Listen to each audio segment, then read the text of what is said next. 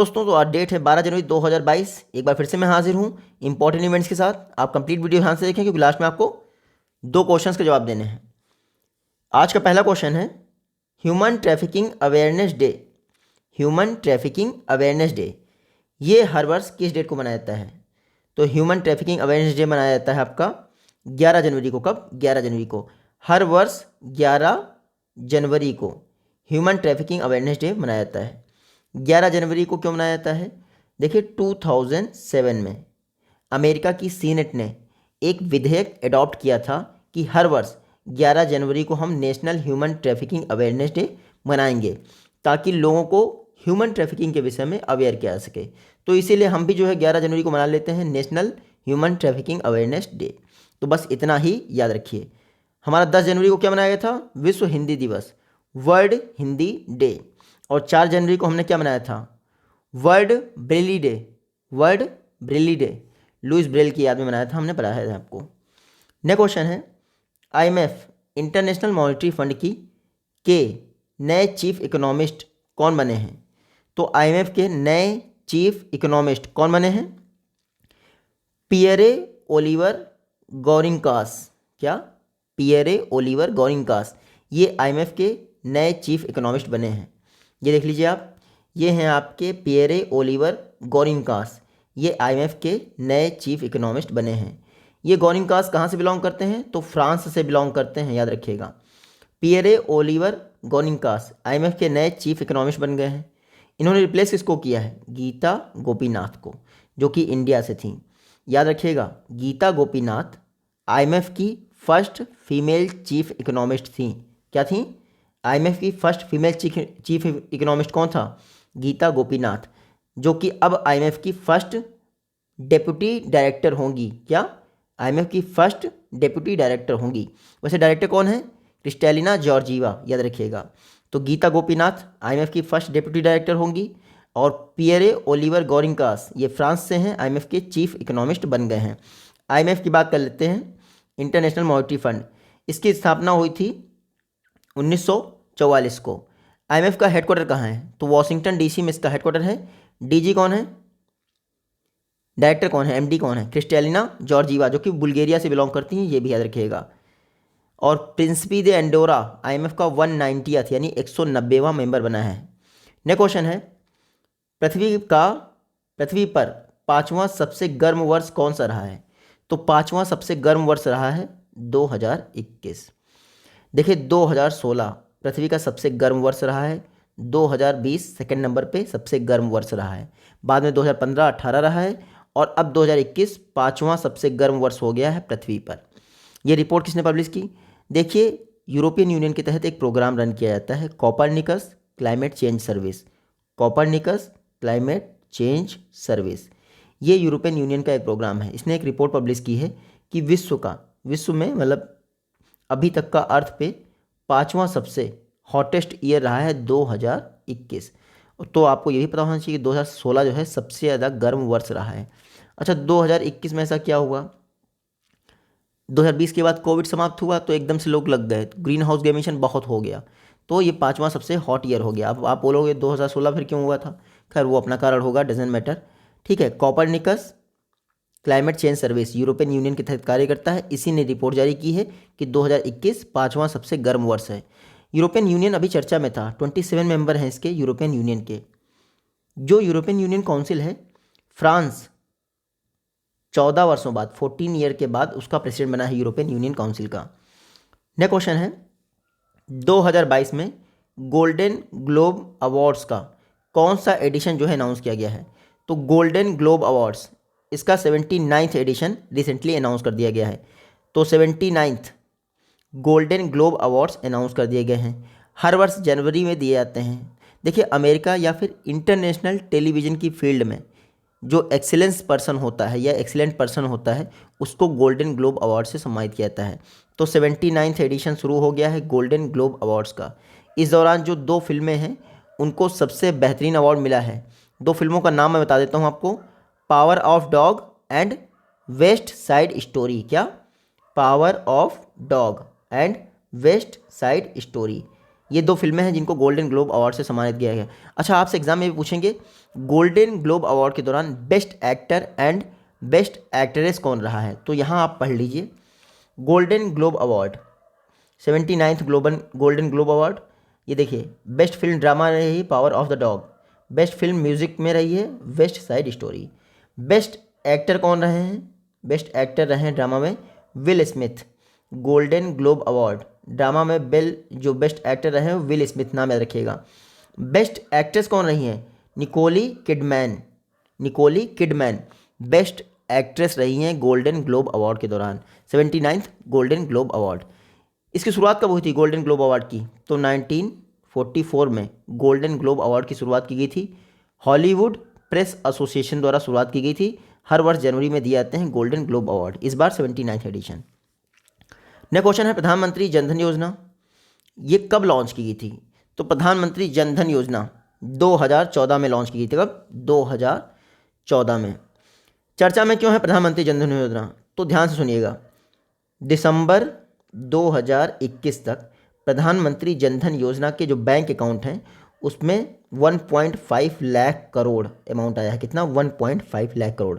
यही दिसंबर 2021 तक total bank account कितने हो गए हैं, 44.23 करोड़। तो लगभग 44.25 करोड़ खातों में 1.5 लाख करोड़ रुपए आया है प्रधानमंत्री जनधन अकाउंट के तहत। तो ये अपने आप में बहुत बड़ा अमाउंट है। ये जो 44.25 करोड़ यानी 44.23 करोड़ बैंक अकाउंट खुले हैं, इसमें से सबसे ज़्यादा पब्लिक सेक्टर बैंक में है और पब्लिक सेक्टर बैंक में खुले हैं 34.9 करोड़। ये और वैल्यू याद रखिएगा।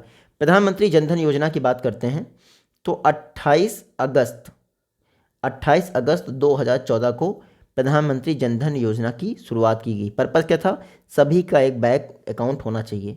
प्रधानमंत्री जनधन योजना, इसका मोटो क्या है, मेरा खाता भाग्य विधाता। यहाँ पढ़ लीजिए आप, मेरा खाता भाग्य विधाता। फिनांस मिनिस्ट्री की स्कीम है ये प्रधानमंत्री जनधन योजना। नेक्स्ट क्वेश्चन है केवडिया रेलवे स्टेशन, हाल ही में इसका नाम बदलकर एकता नगर रेलवे स्टेशन रख दिया गया। तो आपको पता ही है कहाँ स्थित होगा, केवडिया गुजरात में है, तो गुजरात में ही ये रेलवे स्टेशन है। तो एकता नगर रेलवे स्टेशन आप पढ़ पा रहे होंगे, समुद्र तल से ऊंचाई कुछ भी दी हो। केवडिया रेलवे स्टेशन जहाँ पर आपका स्टैचू ऑफ यूनिटी बना है वही है केवडिया रेलवे स्टेशन। गुजरात के नर्मदा नगर डिस्ट्रिक्ट में आता है केवडिया रेलवे स्टेशन। अब इसका नाम बदलकर एकता नगर रेलवे स्टेशन कर दिया गया है।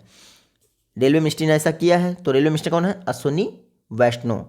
देखिए मैं आपको बता दूं, इंडिया में रेलवे की शुरुआत होती है 16 अप्रैल 1853 को। 16 अप्रैल 1853 को। उस समय इंडिया के गवर्नर जनरल कौन थे, लॉर्ड डलहौजी, याद रखिएगा।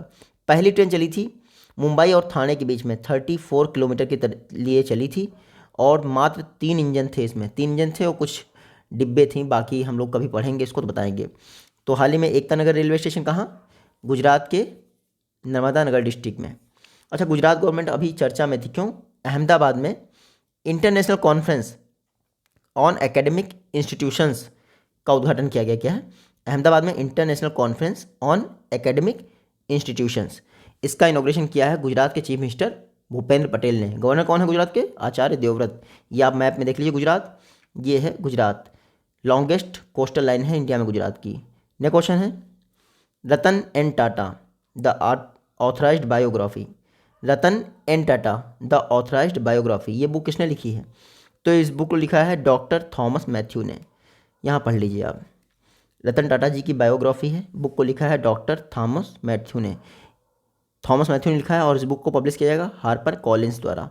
तो बस बुक का नाम याद रखिए, रतन एन टाटा, बुक को लिखा है थॉमस मैथ्यू ने, और कुछ भी आपको याद रखने की ज़रूरत नहीं है।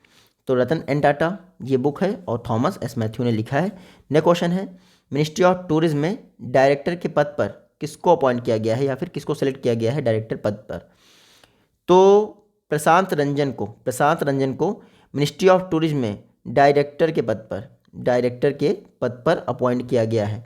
ये देख लीजिए आप, ये हैं हमारे प्रशांत रंजन। नाम क्या है, प्रशांत रंजन। ये 2007 बैच के IRS ऑफिसर हैं।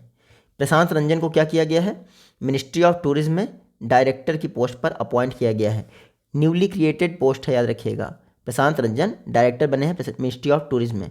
अच्छा, टूरिज्म मिनिस्ट्री के मिनिस्टर कौन है, जी किशन रेड्डी। नेक्स्ट क्वेश्चन देखते हैं। IUCN red list, international union for conservation की जो लाल सूची होती है रेड लिस्ट, उसमें जो रेड सैंडलवुड है यानी लाल चंदन, उसको कौन सा स्टेटस दिया गया है? तो लाल चंदन पहले जो है वल्नरेबल में था, अब हो गया है इंडेंजर्ड। तो याद रखिएगा IUCN रेड लिस्ट में जो रेड सैंडलवुड है वो हो गया है आपका इंडेंजर्ड। क्या हो गया है? इंडेंजर्ड। 1997 में ये इंडेंजर्ड में था, 2018 में क्या किया गया? इसको वल्नरेबल लाया गया और फिर से 2021 में क्या हो गया है? इंडेंजर्ड। लाल चंदन, रेड सैंडलवुड, ये आपको जो लखनऊ में कारोबारी के यहाँ छापामारी हुई है, आपको पता है 600 लीटर चंदन का तेल पाया गया था, 6 करोड़ का। ठीक है, तो रेड सैंडलवुड कितना ज़्यादा चर्चा में रहता है आप याद रखिएगा। रेड सैंडलवुड आंध्र प्रदेश की एंडमिक यानी स्थानीय प्रजाति है। हमारे देश में जो लाल चंदन है वो ईस्टर्न घाट में उगाया जाता है या फिर उसका कल्टीवेशन किया जाता है। रेड सैंडलवुड जो है साइट्स की सेकेंड अपेंडिक्स में आता है और IUCN रेड लिस्ट में इंडेंजर्ड आता है। IUCN की बात करें, international union for conservation of nature, IUCN की स्थापना हुई थी अक्टूबर 1948 को। इसका हेडक्वार्टर कहाँ है? ग्लैंड, स्विट्जरलैंड में। और CEO कौन है? ब्रूनो ओबेर्लो। नेक्स्ट क्वेश्चन है हमारा, हाल ही में कोरोना वायरस का एक नया वेरिएंट डेल्टा क्रॉन कहाँ पर डिटेक्ट किया गया है? तो डेल्टा क्रॉन, ये डेल्टा और ओमिक्रॉन का मिक्सचर है। क्या नाम है? Deltacron. इसको साइप्रस में डिटेक्ट किया गया। कहाँ पे? साइप्रस। तो बस इतना देखिए, ये आप मैप में देख लीजिए। साइप्रस मेडिटेरेनियन सी में यानी भूमध्य सागर में एक छोटी सी कंट्री है साइप्रस। निकोशिया करके इसकी कैपिटल है साइप्रस की, वहीं पर डेल्टा क्रॉन जो है पाया गया है। तो निकोशिया कैपिटल है, करेंसी है यूरो, और प्रेसिडेंट कौन है? निकोस करके। देखिए निकोसिया कैपिटल है, निकोस इसके प्रेसिडेंट हैं साइप्रस के, और साइप्रस में ही डेल्टा क्रॉन पाया गया है। आपको बस इतना याद रखना है। बिल्कुल सीरिया के पास है साइप्रस, एक टापू कंट्री है साइप्रस। नेक्स्ट क्वेश्चन है, 2021 में इंडिया स्किल्स कंपटीशन को किस स्टेट ने जीता है या फिर किस स्टेट ने सबसे ज़्यादा अवार्ड्स हासिल किए हैं?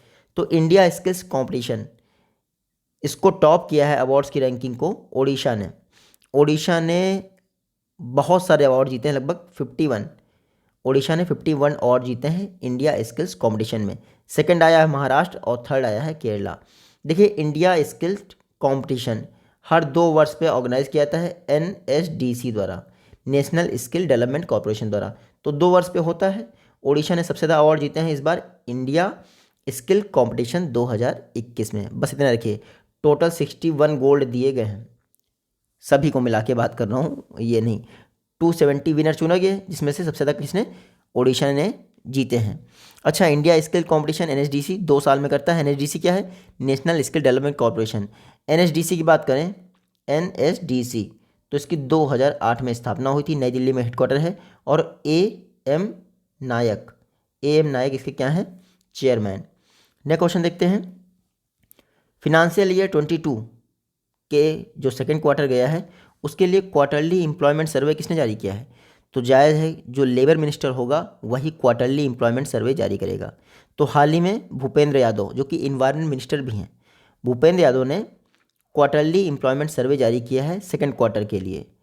भूपेंद्र यादव जी ने जब ये क्वार्टरली एम्प्लॉयमेंट सर्वे जारी किया तो इन्होंने बताया कि टोटल 9 सेक्टर जो है की सेक्टर है इंडिया में।